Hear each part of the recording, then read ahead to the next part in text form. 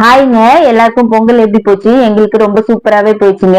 பொங்கலுக்கு 2 நாளுக்கு முன்னாடியே ஊருக்கு ரெடி ஆகி கிளம்பிட்டோம். சாட்டர்டே சண்டே லீவுன்றதுனால ஃப்ரைடே அன்னைக்கு நைட்டு திடீர்னு ஒரு 1 ஹவர்ல ரெடி ஆகி கிளம்புற மாதிரி ஆயிடுச்சு. தம்பி குட்டிக்கு அன்னைக்குதான் 6 மந்த் ஆகுதுங்க. அதனால பர்த்டே செலிப்ரேட் பண்ணலாம்னு சொல்லிட்டு அன்னைக்கு கேக்குமே ரெடி பண்ணிட்டேன். அவ்வளோ ஒர்க் லோடு இருந்ததுங்க. ஆரி ஒர்க் பிளவுஸ் ஸ்டிச்சிங்குமே இருந்தது, அதோட வீட்டு ஒர்க்குமே இருந்தது. எல்லாத்தையும் முடிச்சு கேக்குமே ரெடி பண்ணிட்டேன். இந்த சின்ன சின்ன மெமரிஸ் எல்லாம் மிஸ் பண்ணிட்டேன், நெக்ஸ்ட் வராதுன்னு சொல்லிட்டு தம்பி குட்டிக்காக கேக்குமே ரெடி பண்ணிட்டேன். அது நம்ம வீட்டு செல்ல குட்டிக்கு தாங்க பர்த்டே. ஆனா பாத்தீங்கன்னா அவரால கேக் சாப்பிட முடியாது. நாங்க எல்லாமே சாப்பிட்டோம்.